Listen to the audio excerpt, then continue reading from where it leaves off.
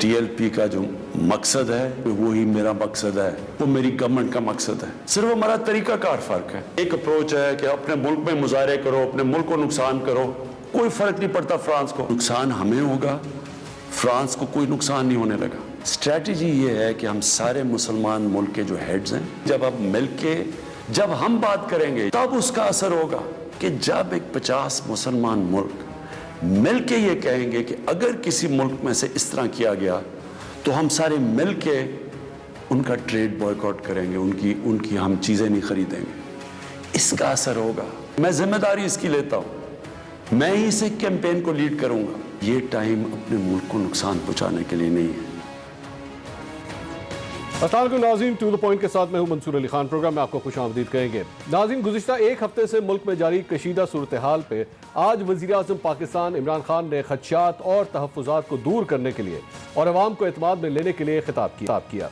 वज़ीर आज़म ने पुरतशद्दुद मुज़ाहिरों पर सख्त नोटिस लिया और अपने अफसोस का इजहार करते हुए उन्होंने कहा कि हुकूमत और मुज़ाहिरीन का मकसद एक ही है, लेकिन तरीक़ाकार मुख्तलिफ है। फ्रांस के सफ़ीर को मुल्क से निकालने के मुतालबे पर वज़ीर आज़म ने कहा कि सफ़ीर निकालने से फ्रांस का कुछ नहीं बिगड़ेगा, उल्टा हमारा नुकसान होगा। वज़ीर आज़म ने सवाल उठाया कि क्या फ्रांसीसी सफ़ीर को मुल्क से निकालने से दोबारा गुस्ताखी नहीं होगी? क्या फ्रांस के सफ़ीर को वापस भेजने से ये वाक़यात होना रुक जाएंगे? वज़ीर आज़म ने मज़ीद कहा कि अगर आज हमने ऐसा फैसला कर लिया तो कोई दूसरा यूरोपीय मुल्क आज़ादी इजहार के नाम पर उठकर ऐसी ही हरकतें शुरू कर देगा और सफ़ीर वापस भिजवाने से यूरोपीय यूनियन से ताल्लुक़ ख़त्म हो जाएगा और ये ममालिक पाकिस्तान से तिजारत ख़त्म कर देंगे। इसका नुकसान फ्रांस नहीं बल्कि पाकिस्तान को होगा। वज़ीर आज़म इमरान खान ने कहा कि अपने ही मुल्क में तोड़ फोड़ करके कोई फ़ायदा नहीं। दुनिया में 50 मुस्लिम ममालिक हैं, लेकिन कहीं भी ऐसा नहीं हो रहा।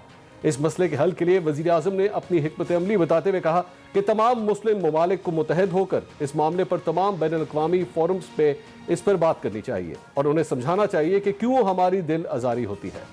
वज़ीर आज़म ने कहा कि अगर तमाम मुस्लिम ममालिक मिलकर मगरब को पैगाम दे कि ऐसी गुस्ताखी पर हम सब इस मुल्क का तिजारती बॉयकॉट करेंगे, तब जाकर उन्हें एहसास होगा। और इस आलमी मुहिम को लीड करने के लिए वज़ीर आज़म ने यकीन दिलाया कि वो इसकी जिम्मेदारी उठाते हैं। वज़ीर आज़म ने मजहबी उलमा से अपील भी की कि वो इस मामले में हुकूमत की तायीद करें, क्योंकि इन मुजाहिरों से हमारे ही मुल्क को नुकसान हो रहा है। आज के इस खिताब के बाद क्या बहरान टल जाएगा? क्या उलमा वज़ीर आज़म के तरीक़ाकार पर लब्बैक कहेंगे?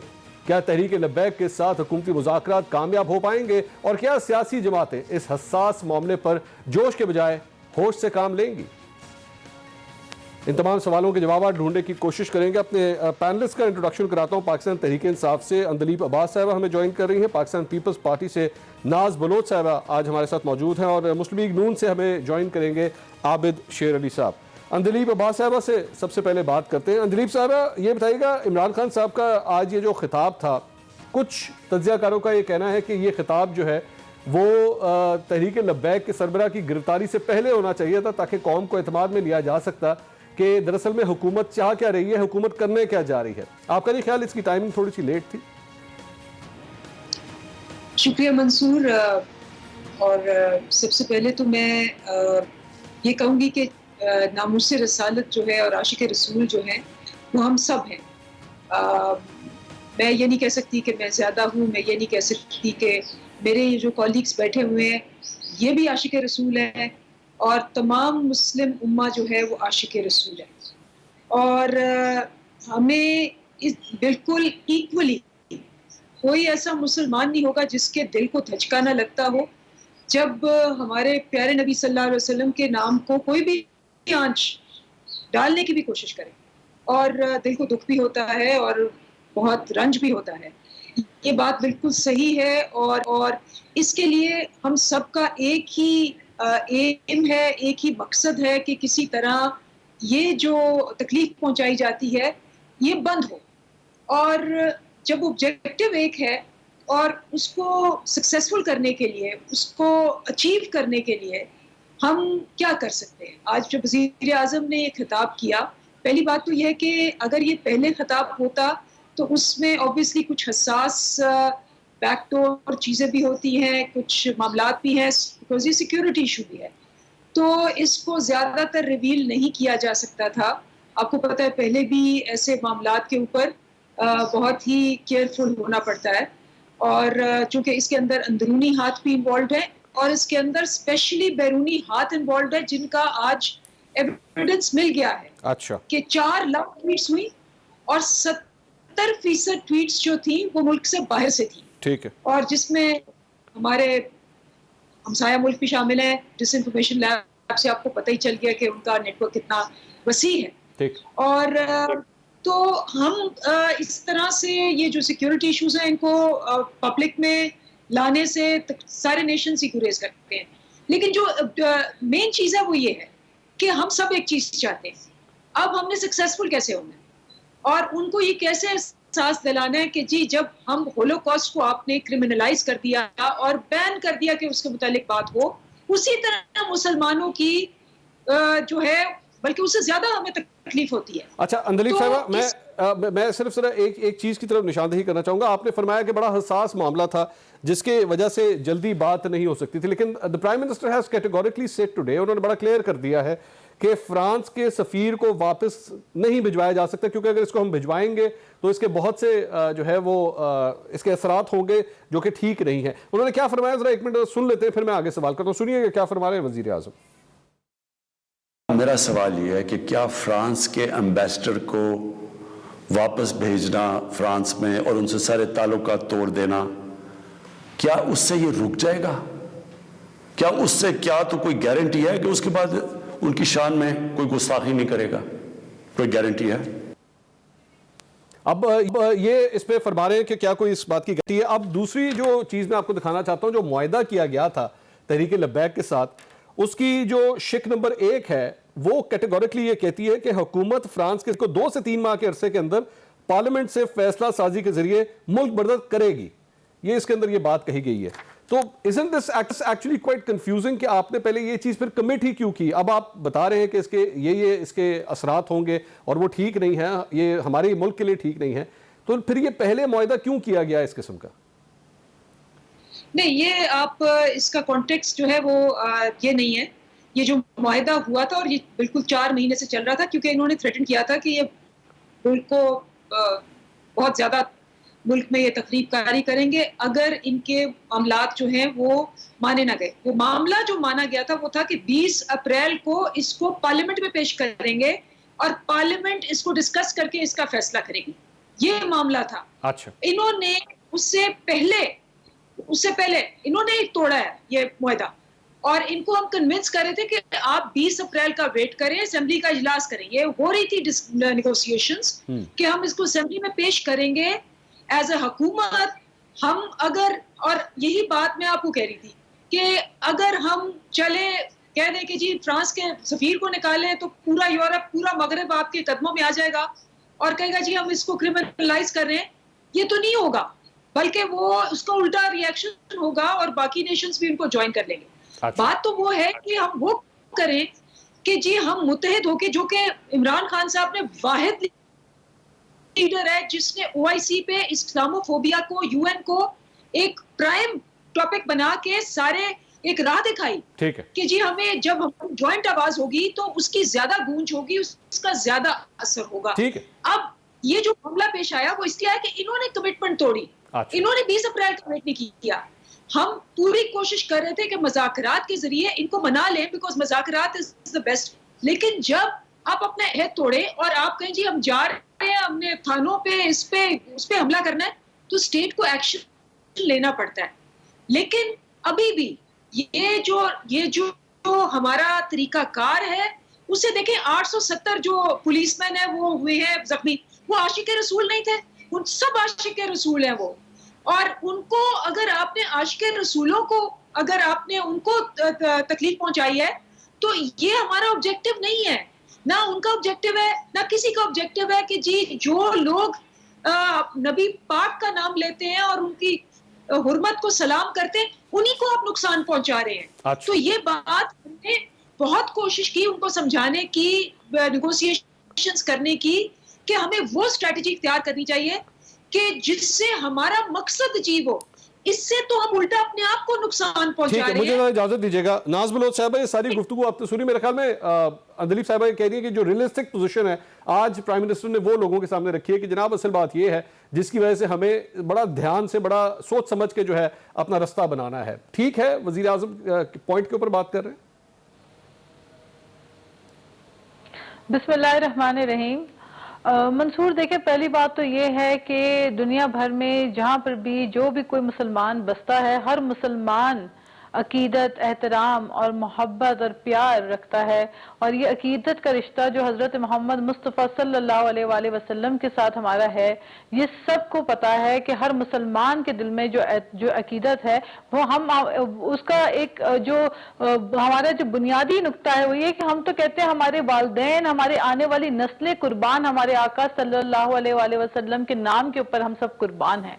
तो देखिए, और ये बात अंदलीब ने जो कही कि देखिए हम सब जो है, हम कोई पैमाना ऐसा नहीं है कि कोई कहे कि जी ये मुसलमान ज्यादा करता है मोहब्बत और ये जो है उसे किसी से कोई कम कर। हम सब इक्वल मोहब्बत करते हैं अपने नबी सल्लल्लाहु अलैहि वसल्लम से। अकीदत और एहतराम और प्यार का रिश्ता है।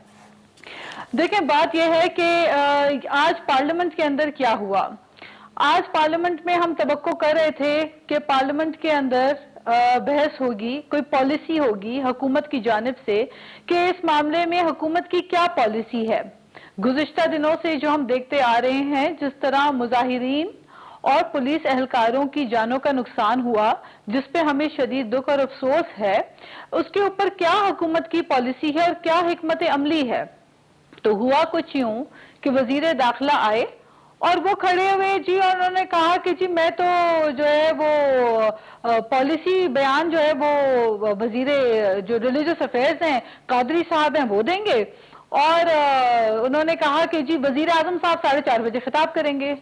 अब होना तो ये चाहिए था कि वजीर आजम साहब को खुद पार्लियामेंट में आना चाहिए था और पार्लियामेंट में आके वो खुद बयान करते कि पॉलिसी क्या है उनकी। इसी तरह वजीर दाखिला को जिम्मेदारी लेते हुए आकर पार्लियामेंट के अंदर एक जो है कोई एक स्ट्रांग पॉलिसी बयान करनी चाहिए थी कि ये हमारी प्रिंसिपल स्टैंडिंग है और ये हमारी कोशिशें चल रही हैं फ्रांस को मुंह तोड़ जवाब देने के लिए।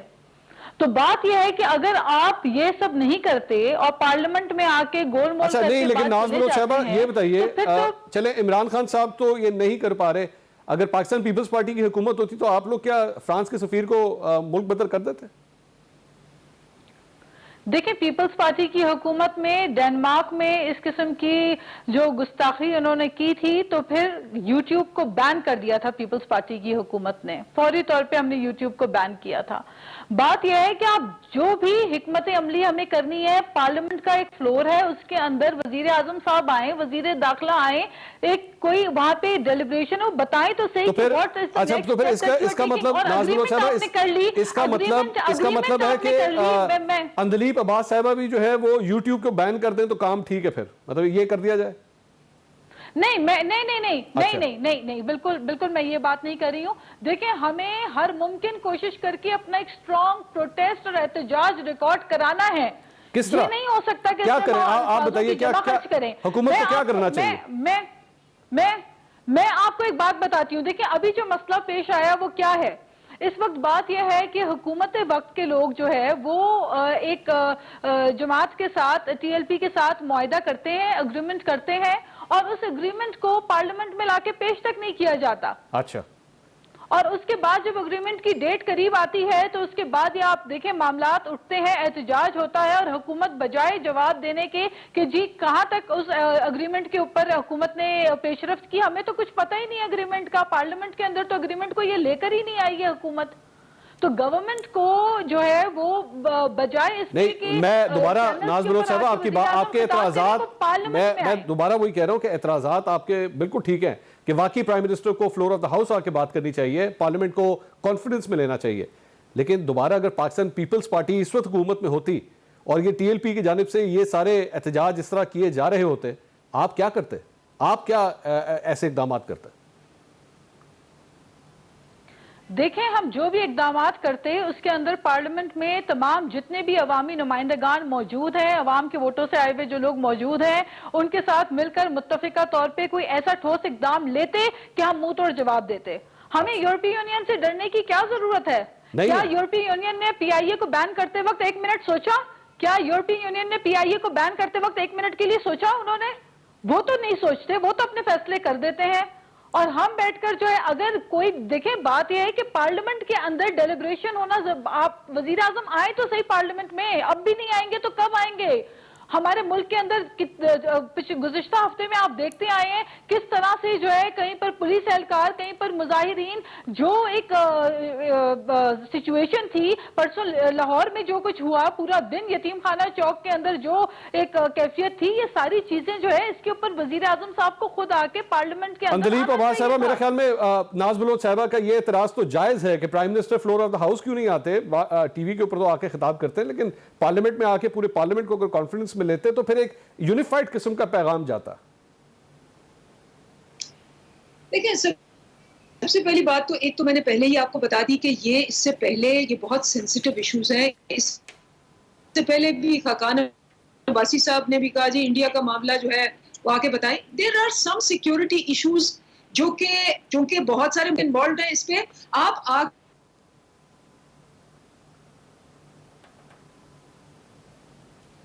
अंदलीप अब्बास साहिबा से नाज़रीन हम दोबारा आप हमारे साथ हैं दिलीप साहब, आप बात कंप्लीट कीजिए प्लीज। सॉरी जी, मैं ये कह रही हूँ कि प्रोसेस अभी चल रहा है मंसूर। अच्छा। अभी निगोशिएशन आज रात 10 बजे भी होनी है और कल भी शायद हो।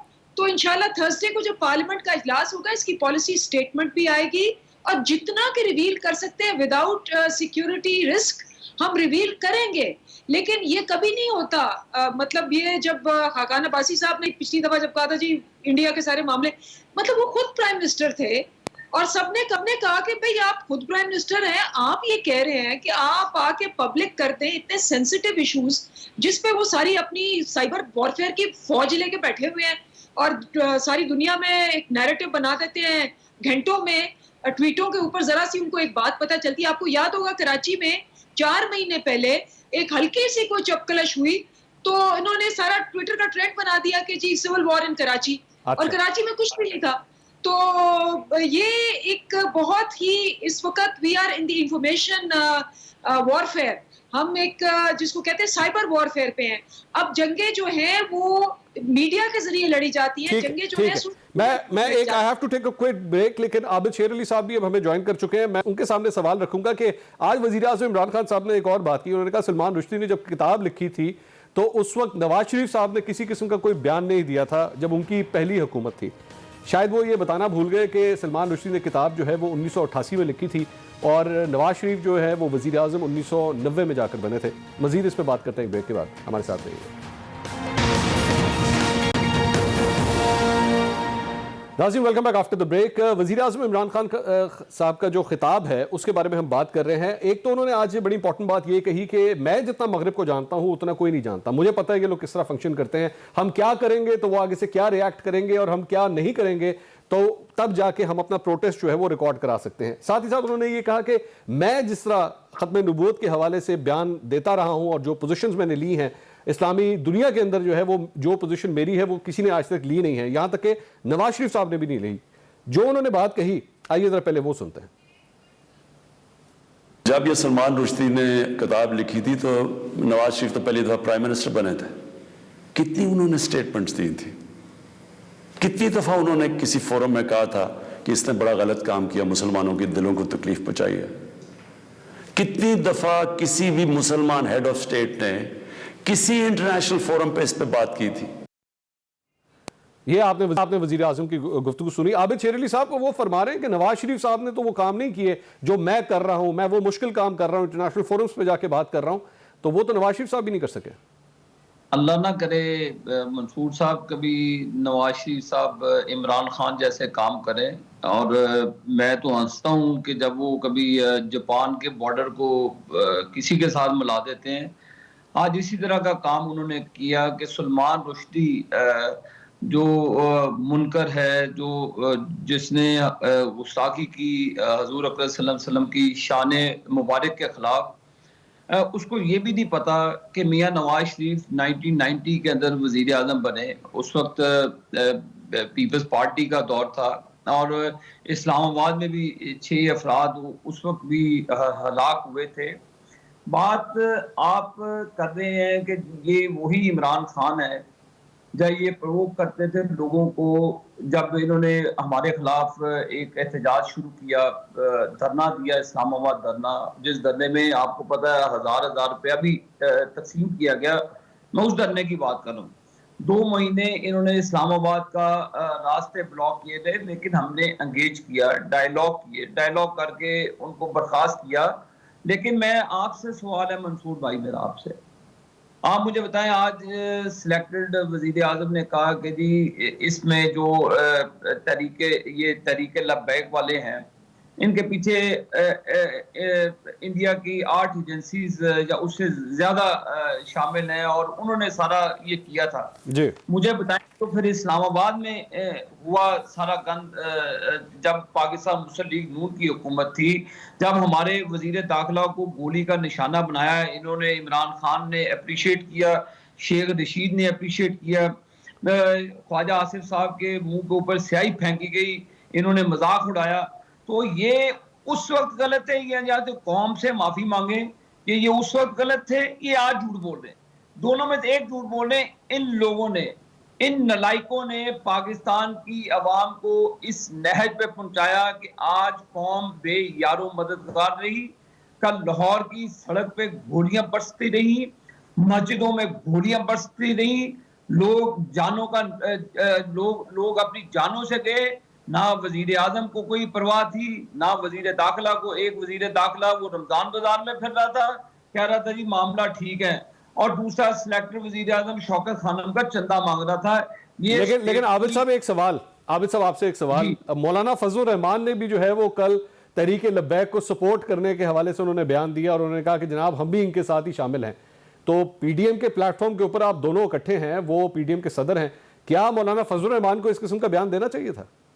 जी, मौलाना फजलुर रहमान साहब एक मजहबी जमात के भी स्कॉलर भी लीडर भी हैं। उन्होंने, अगर आपने मंसूर साहब उनकी स्टेटमेंट सुनी हो, उन्होंने मुत्तहिदा मजलिस अमल के प्लेटफॉर्म पे वो स्टेटमेंट दी। पाकिस्तान मुस्लिम लीग नून या पीडीएम के प्लेटफॉर्म से जो भी स्टेटमेंट आज ऑफिशियली इशू हुई, शाहिद खाकान अब्बासी साहब ने उसको इशू किया। मौलाना साहब एक अपनी मजहबी जमात के रहनुमा हैं, उन्होंने वो स्टेटमेंट, वो बिल्कुल उनका राइट है। आप और मैं भी अगर नमूस की बात हो, नमूस रसालत की बात हो, मैं और आप, इसमें कोई दो राह नहीं है। मुझे आपकी मोहब्बत शान मुस्तफ़ा में कोई एक सेकंड का, एक इंच का भी मुझे फर्क नहीं महसूस होता। लेकिन इन लोगों से पूछे पीटीआई वालों को, ये उन्हीं की जबान इस्तेमाल करके हमें नाउज़ बिल्लाह ये हमें कहते थे जी कि ये इस्लाम से खारिज हो गए। मुझे इजाजत दीजिएगा वैसे जी तरीक दोहराई जा रही है। ये जो आसमान की तरफ ऊपर मुंह करके थूकेंगे, आज थूके इनके मुंह पे पड़ रही है, हर चीज इनको थूक के चाटनी पड़ रही है। जो ये इल्जाम लगाते थे, मुझे बताएं, एहसन इकबाल साहब को गोली का निशाना बनाया, इन्होंने मिठाइयां बांटी, इन्होंने किसी ने कंडेम नहीं किया। मुझे बताएं, नवाज शरीफ साहब के ऊपर वो हमला हुआ, इन्होंने खुशी का इजहार हुआ कि जी होना चाहिए। तो ये जब होता अब हुआ, अब ये क्यों कल्पने हैं? अब ये इंडिया का नाम लगा रहे हैं। क्या फिर वो जब हजार पे वहां पे तकसीम किए गए थे, वो इंडियन एजेंट ने तकसीम किए थे?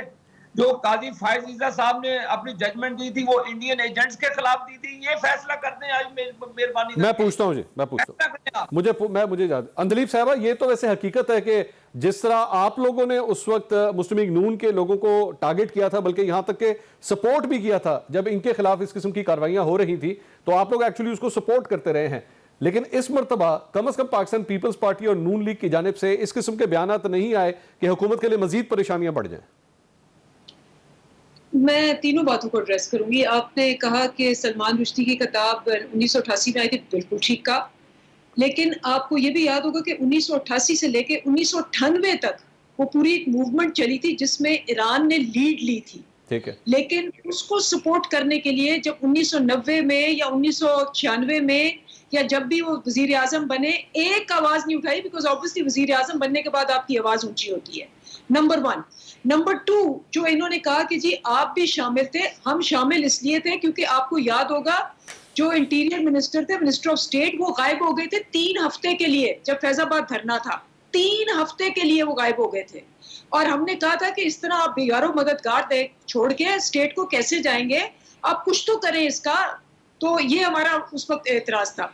तीसरी बात ये है कि ये जो कह रहे हैं कि जी हम क्या आपने जो सवाल किया कि जी आप क्या करेंगे, तो इन्होंने कहा जी हमने डेनमार्क के उस वक्त यूट्यूब का आपने बैन लगा दिया था। क्या इन्होंने यूट्यूब डेनमार्क के सफीर को निकाला था? क्या इन्होंने कोई इस्लामोफोबिया के ऊपर किसी भी लेवल पे जाके कोई आवाज उठाई थी? क्या इन्होंने मुस्लिम उम्मा के साथ मिलके किसी भी फोरम पे इसको एड्रेस किया था? ये 3 दफा वजीर आजम रहे और ये जो कह रहे हैं उनका तो रिकॉर्ड है नवाज शरीफ का, वो तो कश्मीरियों का नाम नहीं लेते थे, कुलभूषण का नाम नहीं लेते थे, बाकी तो आप छोड़े। आपने तो कश्मीर बेच दिया, आपने तो कश्मीरियों का खून बेच दिया। अंदलीब साहब का जवाब सुन लीजिए। हमारी जो जद्दोजहद थी आपने उसको तबाह बर्बाद कर दिया पकड़ के। आपकी बातें सुनूं मैं? अंदलीब साहब की बात वही है जिन्होंने वो खादिम रिजवी साहब से मुआहदा किया था कि फ्रांस के सफीर को निकालेंगे। आपको शर्म आनी चाहिए टीवी पे बैठ के झूठ बोलते। चले मैं एक एक करके बात कर ले सर। अंदलीब साहब की बारी है, वो बात कंप्लीट कर ले। ये झूठ बोलते हैं, इन्होंने क्यों मुआहदा किया उसके साथ? अच्छा सर, वो माफी मांगे। अंदलीब साहब जरा बात कंप्लीट कर ले, मैं फिर आता हूँ आपके। जी अंदलीब साहब बात कंप्लीट करें, फिर मैं नाज बलोच साहब के पास जाऊँ। बात क्या है? बात यह है कि आपको ये एक मसला है जो हम सारे जितने भी 55 ममालिक में, मैं कहती हूँ एक से एक बढ़ के इससे दिल से दुखी है।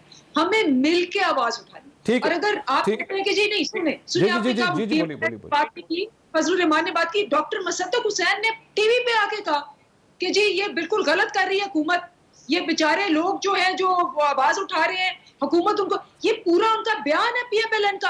आप कैसे कहते हैं कि उन्होंने नहीं किया? आप उठा के उनकी वीडियो लगा लें। अंजलि साहब, उन्होंने डॉक्टर मुसद्दक मलिक ने जो बात कही है वो बात कही थी इनके ऊपर पाबंदी लगाने के हवाले से, कि पाबंदी जो लगाई गई है वो गलत है और गलत तरीके से लगाई गई है, उसका एक कानूनी पर्सपेक्टिव है। उन्होंने ये कहीं नहीं कहा कि ये इमरान खान साहब के साथ जो कुछ कर रहे हैं या आपकी मौजूदा हुकूमत के साथ जो कुछ कर रहे हैं वो बिल्कुल ठीक कर रहे हैं, ये बात नहीं कही। उन्होंने बात कही थी बैन लगाने के हवाले से कि क्या बैन सही लगा है या गलत लगा है। आज उसी कलदम जमात के साथ हुकूमत पाकिस्तान आखिर मुज़ाकरात भी तो कर रही है ना। किस स्टेटस के तहत कर रही है? क्या हुकूमत पाकिस्तान किसी कलदम जमात के साथ मुज़ाकरात कर सकती है? लेकिन आप लोग कर रहे हैं ना।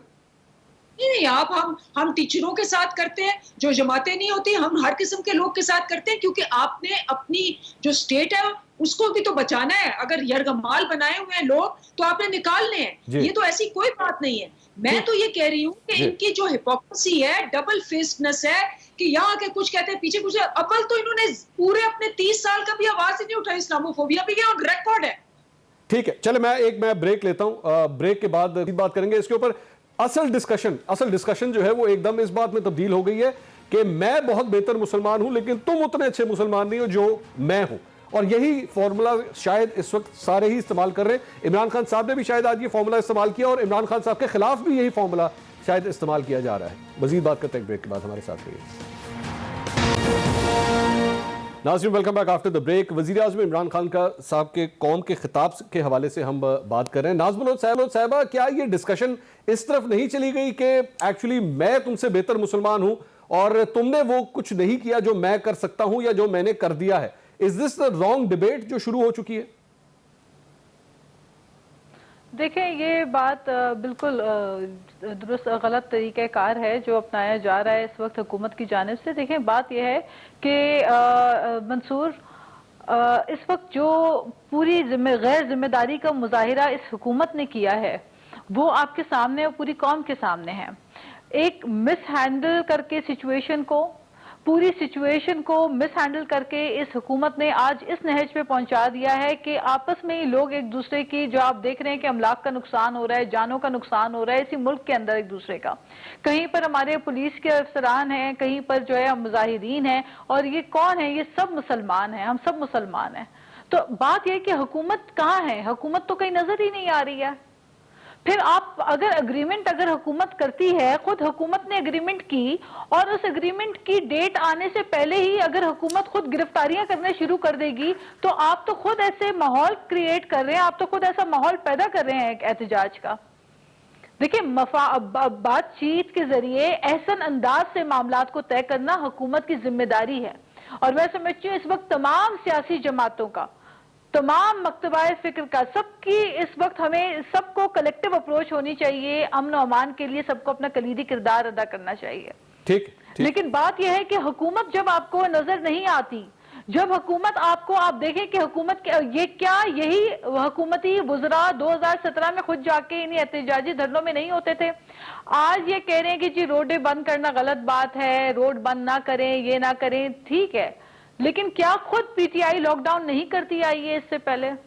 कभी कराची लॉकडाउन, कभी लाहौर लॉकडाउन, कभी इस्लामाबाद लॉकडाउन। तो देखिए, बात यह है कि मैं बार बार इसी बात पे स्ट्रेस करूंगी कि हमें अफहाम और तफहीम के साथ मामला हल करने चाहिए, हमें अमन और अमान के लिए अपना सबको किरदार अदा करना चाहिए, एक दूसरे की जान और माल का तहफ़्फ़ुज़ हमें यकीनी बनाना चाहिए।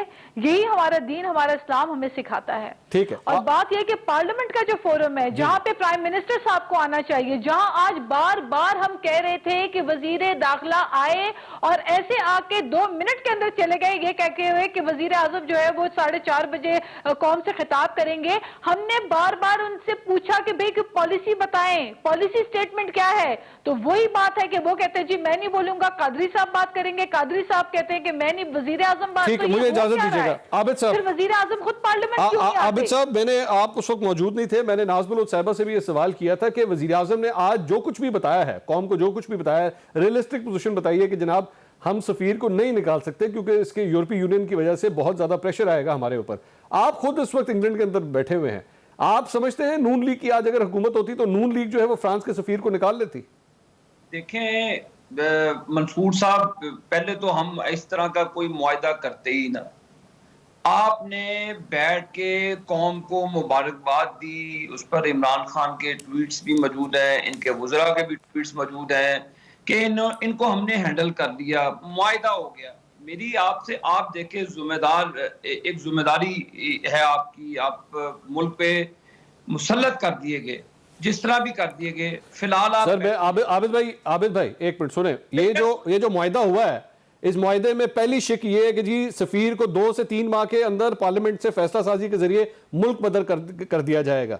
ये होना चाहिए था कि नहीं होना चाहिए था, आप बता दें। भाई मेरी बात सुने, ये क्या मुआहदा करते वक्त तो हुकूमत ने ऑपोजिशन जमातों को ऑन बोर्ड लिया? क्या इन्होंने पॉलिटिकली एंगेज किया पॉलिटिकल पार्टीज को कि ये मामलात हैं, इनको बैठ के डायलॉग के जरिए, क्योंकि मुल्की मामलात हैं, मुल्की मामलात पे पॉलिटिक्स ये सेंसिटिव इश्यूज हैं। हम इनको पहले कहते थे कि दीन को बीच में ना लाएं सियासत में, लेकिन ये लाए इन्होंने जायद। सर, आप लोगों ने ऑपोजिशन, जब आप लोग हुकूमत में थे, आबिद भाई, जब आप लोग हुकूमत में थे तो आप लोगों ने उस वक्त की ऑपोजिशन को फैजाबाद धरने के दौरान एंगेज किया था? बिल्कुल हमने किया। जो पॉलिटिकल एक्टर्स थे, आपको भी पता था कि वो एक्टर्स कौन थे, कौन पैसे तकसीम कर रहा था। मंसूर साहब, वो फुटेज आपके पास मौजूद है, लेकिन हमने कोई गोली नहीं चलाई वहां पे, हमने कोई कत्लो गारत नहीं किया वहां पे, हमने उठा के बच्चों को गोलियां नहीं मारी वहां पर। आप मुझे बताएं कि पीटीआई का धरना 6 महीने रहा, उसके बाद तहरीक लब्बैक का धरना 2-3 महीने इस्लामाबाद में रहा, किसी एक पे भी गोली चलाई बता दें। आबिद साहब, मॉडल टाउन के वाकये में 14 लोगों को गोलियां क्यों लगी थी, क्या वजह थी? हुकूमत की रिट थी ना? मंसूर साहब बात सुन ले मेरी, ना जी जी। कोई हमने कहा था कि पीटीवी पे हमला कर दे, हमने कहा था कि पार्लियामेंट पे हमला कर दे? क्या वो आरिफ अलवी और इमरान खान की वो टेप रिकॉर्डिंग मौजूद है कि ये इसको जाना चाहिए? मेरी उससे बात हो गई है कि ये उनको कहें कि ये 24 घंटों में चले जाए, आपके पास सारा कुछ मौजूद है। सर, वो हमारे पास तो सुप्रीम कोर्ट की फुटेज भी है आबिद भाई, सुप्रीम कोर्ट की फुटेज भी है जब नून लीग ने वहां पे चढ़ाई की थी। जो शहबाज शरीफ साहब के साथ अभी बेल पे हुआ, तो उसकी भी आपके पास फुटेज होनी चाहिए कि हो क्या रहा है।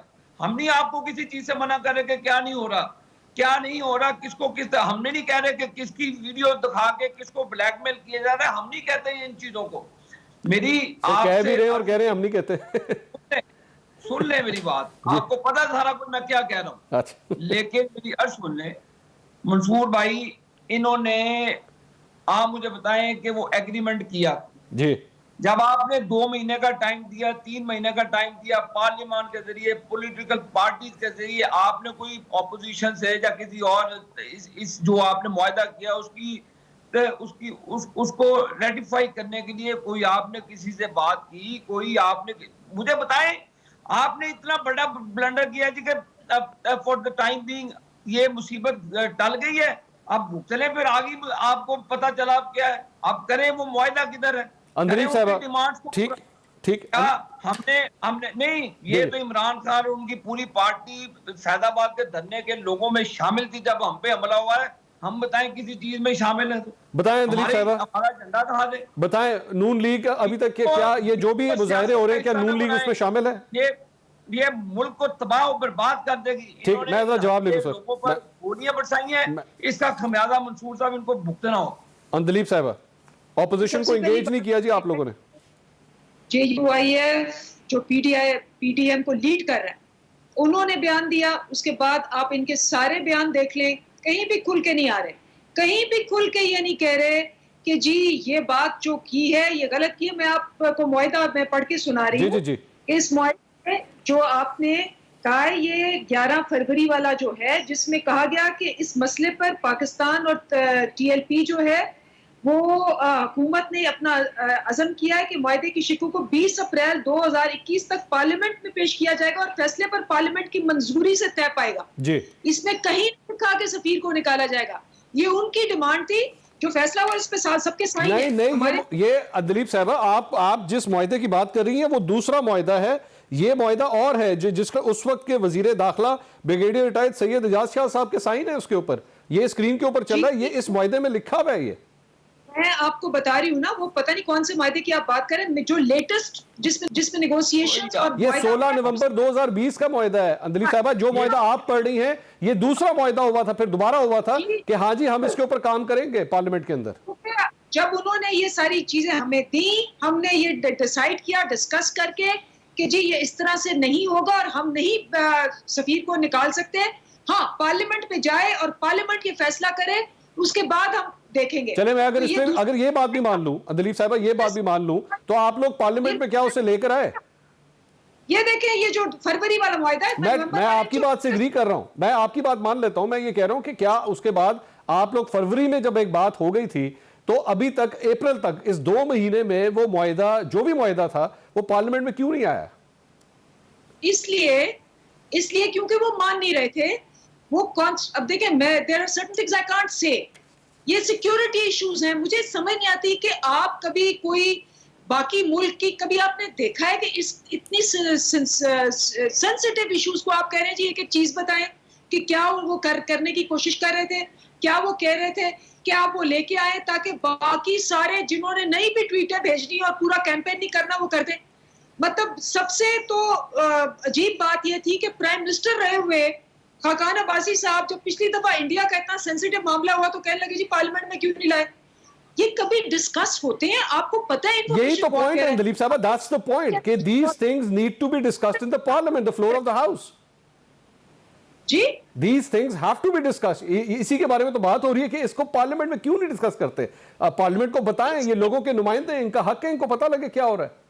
इसलिए नहीं डिस्कस करते कि आपके सरहाने में बैठे हुए लोग जिन्होंने आज 70% जो है वो आपका माइंड शेयर ऑक्यूपाई करने की कोशिश की, एक नैरेटिव बिल्ड करने की कोशिश की है, और आप उसको फीड करेंगे तो वो कहां के कहां पहुंच जाएंगे।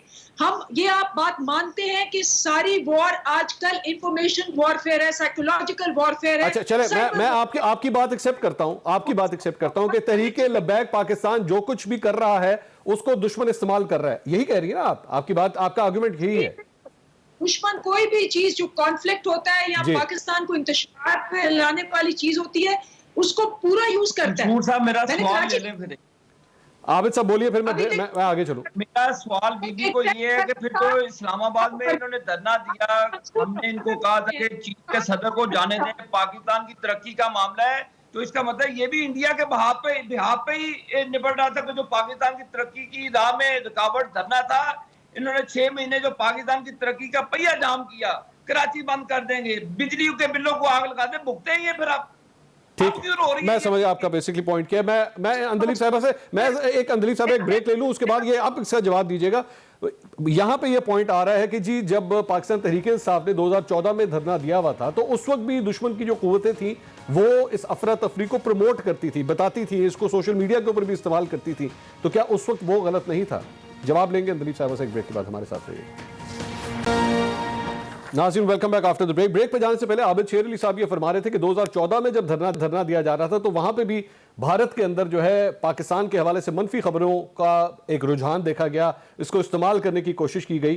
तो अंदलीब साहब, उस वक्त जब ये सब कुछ हो रहा था तो वो ठीक था क्या? देखिए, एक होता है सियासी प्रोसेस, ठीक है। आप देखें कि उसकी बैकग्राउंड क्या थी। हम आए, हमने कहा जी 4 सीटें आप खोल दें, इन्होंने नहीं खोली, 4 नहीं खोली। उसके बाद हमने गए ट्रिब्यूनल्स पे, वहां कुछ नहीं हुआ। इलेक्शन कमीशन गए, वहां कुछ नहीं हुआ। उसके बाद हमने पार्लियामेंट में शोर मचाया हुआ था। चौधरी निसार ने कहा कि जी 40 सीटें खोलें, 20 आपकी 20 हमने कहा जी ठीक है। उन्होंने कमेटी का हम बना देंगे, 6 महीने कमेटी नहीं बनी, हम बहुत शोर मचाते रहे। बाद में उन्होंने कहा जी तू बन ही नहीं सकती। ठीक। साल गुजर गया। उसके बाद हम आए सड़कों पे, क्योंकि हमने लीगली भी ट्राई किया, हमने पॉलिटिकली ट्राई किया, पार्लियामेंट ट्राई की, मीडिया ट्राई किया, हर चीज। उसके बाद हमारा हक था कि हम प्रोटेस्ट के लिए आते। ठीक, आ गया, पॉइंट आ गया आपका। मैं नाज बलोच साहबा, ये मेरे ख्याल में 2014 में आप भी उस वक्त पाकिस्तान तहरीक इंसाफ में थी, वो वाला वैसे धरना ठीक था आप, क्योंकि आप भी उसमें शामिल थी मेरे ख्याल में। नहीं, देखिए, मैं ये समझती हूँ, बिल्कुल मैं उस वक्त पीटीआई का हिस्सा थी और उस वक्त मुझे अच्छी तरह याद है किस तरह कराची शहर को भी लॉकडाउन किया गया, लाहौर लॉकडाउन किया गया और एहतजाज जो है वो किए गए पूरे पाकिस्तान में मुख्तलिफ शहरों में। तो बात यह है कि अगर आप एहतजाज करते हैं तो उसका हक अगर आपको है तो फिर इसी तरह दूसरों को भी एहतजाज का हक है। तो मेरा ख्याल है कि या तो ये नहीं हो सकता कि यहाँ पे एक आपके लिए कानून हो और दूसरों के लिए दूसरा कानून हो, ये नहीं हो सकता। दूसरी बात यह है कि हाँ, अमन और अमान यकीनी बनाना ये हुकूमत की भी रिस्पॉन्सिबिलिटी और हम सब की जिम्मेदारी है कि हम अमन अमान को यकीनी बनाएं। हुकूमत की जहां तक बात है कि अभी बात करें कि जी मुआहदे को हम लेकर नहीं आए पार्लियामेंट में लेकर, तो आपने क्यों ऐसा मुआहदा किया जिसकी आपने पास रखना ही नहीं था उस मुआहदे का? अगर आपने उस मुआहदे की पासदारी नहीं करनी थी, पार्लियामेंट तक नहीं लाना था, बिकॉज आप कह रहे हैं कि ये सेंसिटिव और सिक्योरिटी के मामलात और सारी चीजें, तो फिर आपने क्यों मुआहदा किया अगर आपने उसका पास नहीं रखना था? और अगर किया तो फिर उसको पार्लियामेंट में लेकर आना आपकी जिम्मेदारी थी। आप पार्लियामेंट के अंदर लेकर आते सेंसिटिव है ना, सेंसिटिव इंफॉर्मेशन है। अच्छा, फिर अगर ठीक है तो फिर आपने मुआहदा एट द फर्स्ट पॉइंट आप फिर वो मुआहदा उस वक्त क्यों आपने किया अगर आपको पता था कि ये, देखिए आप खुद ही, आपकी अपनी बात ही एक दूसरे के साथ जो है नहीं मिल रही ना। तो और दूसरी बात यह कि आज वजीर आजम साहब ने तकरीर की, मैं समझती हूँ कि इस वक्त बहुत ही अनफॉर्चुनेट बात है कि ये हुकूमत झूठ का पलंदा बन चुकी है। ये कौन वजीर आजम को बता रहा है कि मईशत में हम तरक्की कर रहे हैं? ये किसने वजीर आजम को कह दिया कि पाकिस्तान की मईशत और लार्ज स्केल इंडस्ट्री बूम कर रही है? ये कौन झूठी खबरें देता है वजीर आजम साहब को? ये ब्यूरो ऑफ स्टैटिस्टिक्स कह रहा है जी, लोगों का गुजारा मुश्किल हो गया है। सब कुछ क्यों सच नहीं बताते? क्यों सच नहीं बताते कि कर्जे उरूज के ऊपर 15,000 अरब आपने 2.5 साल में कर्जा ले लिया, जिनको आप चोर डाकू डकैत कहते थे, 5.8 पे वो जीडीपी आपको छोड़ के गए और आज जो है आपके अपने शौकत तरीन कह रहे हैं कि 2.5 साल में इकोनॉमी जो है वो रुल के रख दी इस हुकूमत ने। तो फिर आप खुद बताएं, आदाद शुमार कह रहे हैं कि आपकी नोज डाइव होती हुई इकोनॉमी है, मनफी 0.4 पे जीडीपी आपकी है। जिस तरह से आप चल रहे हैं तो मेरे ख्याल है 25 साल बाद आप उस जीडीपी पे पहुंचेंगे जो आपको मिली थी। चले, मैं आबिद शेर अली साहब 5.8 पे। तो आप ये वजीर आजम को कौन फॉल्स रिपोर्ट्स दे रहा है इकोनॉमी के ऊपर? अच्छा, आबिद शेर अली साहब चैंपियन है जो गलत खबरें मुझे इजाजत दीजिएगा, मुझे इजाजत। लोगों का जीना मुश्किल हो गया है। चीनी के लिए 1 किलो चीनी के लिए लोगों को जाके जिस तरह वोट के लिए लाइनों में लगना पड़ता है और फिर स्याही लगती है, ऐसे स्याही लगकर फिर शनाख्ती कार्ड देके 1 किलो चीनी, ऐसे पाकिस्तान के हालात कभी नहीं थे। अच्छा, आबिद शेर अली साहब, आपसे भी ये सवाल है, मईशत बहुत अच्छी, आपसे भी ये सवाल है कि अगर अब इस मौके के ऊपर हुकूमत ऑपोजिशन जमातों को, खास तौर पे नून लीग को, क्योंकि लाहौर में जारी बात है सब कुछ हुआ है, नून लीग का लाहौर में बहुत बड़ा वोट बैंक है, अगर नून लीग को एंगेज करती है कि आए आप भी हमारे साथ चलें, आइए इनसे तहरीक लब्बैक वालों से बात करते हैं, तो नून लीग जाएगी हुकूमत के साथ? देखिए खान साहब, हम तो इस हुकूमत को मानते नहीं है, ये इस लायक ही नहीं है। इनको स्टेप डाउन करना चाहिए, हुकूमत को फिलफौर रिजाइन करना चाहिए, क्योंकि मुल्क के जो इस हालात मैं सुन लेना, इस वहाँ बैठ नहज के क्या तक करेगा? जो मामला पहुंचे हैं, हुकूमत को फिलफौर स्टेप डाउन करना चाहिए। कल ना वजीर आला को पता चल रहा था कि लाहौर में क्या हो रहा है, ना कल बाकी हुकूमत को पता चल रहा था कि लाहौर में क्या हो रहा है। आप भी देखे मीडिया को ब्लैकआउट कर दिया गया। मॉडल टाउन के इशू पे 24/7 आपने कवरेज, लाइव कवरेज दिखाई। आपने पैमरा के चेयरमैन को उठा लिया वहां पे फोन करके सार आलम को कि खबरदार कोई आपने चैनल बंद किया। तो अब क्या तकलीफ हुई है, अब दिखाना था ये सारा कुछ। तो ये मंसूर साहब, सर उस वक्त वो जमात का लदम नहीं थी ना, कह रहा हूं कि इनको स्टेप डाउन करना चाहिए। ये नलायकों का टोला, ये नाहलों का टोला, इन्होंने पाकिस्तान को तबाह बर्बाद कर दिया है, इनको स्टेप डाउन करना अच्छा मैं जल्दी से आखिरी कमेंट अंदलीब साहबा से ले लूं। अंदलीब साहबा, ऑपोजिशन साथ बैठी है, आप करेंगे एंगेज इनको, अगर आप अभी यहीं पे इनवाइट कर लें इनको? बिल्कुल जी, ये नेशनल मामला है। हमने तो इनको फैक्ट भी नेशनल इनवाइट किया, लेकिन उन्होंने कहा एनआरओ दो, तो एनआरओ के बगैर हम नहीं आएंगे। नहीं, आपके मुंह से इस तरह नहीं सर। ऑपोजिशन के मुंह से कभी आबिद साहब, आबिद साहब, अपने ही लोगों को दे दिया है, एनआरओ चीनी दिया, चोरों को आपने NRO दे तमाम दिया। अपने चोर डाकू वजीरों को एनआरओ दिया। अच्छा ये देखिए, ये तो इनका हाल है। मंसूर अली खान साहब, ये लोग हैं, इनसे बात कर रहे हैं, ये काबिल नहीं सर, मेरी तो कोशिश है कि सारा पूरा पाकिस्तान मिल के चले सर, पाकिस्तान पूरा मिल के चले। किसी और कोविड पे पाकिस्तान कब चल बुलाया सकता है, ये मंसूर, इन लोगों कोविड पे से कब चल इन्होंने बुलाया दुनिया से? तो तब देखिए स्पीकर दुनिया ने कोविड के लिए वैक्सीन अरेंज कर रही है, आपने कोविड पे बात की है? आपकी हिकमत अमली क्या है? आपके पास इंजेक्शन नहीं है, आप मांगे तांगे के इंजेक्शन, ट्रायल बेस्ड इंजेक्शन लगा रहे हैं लोगों को।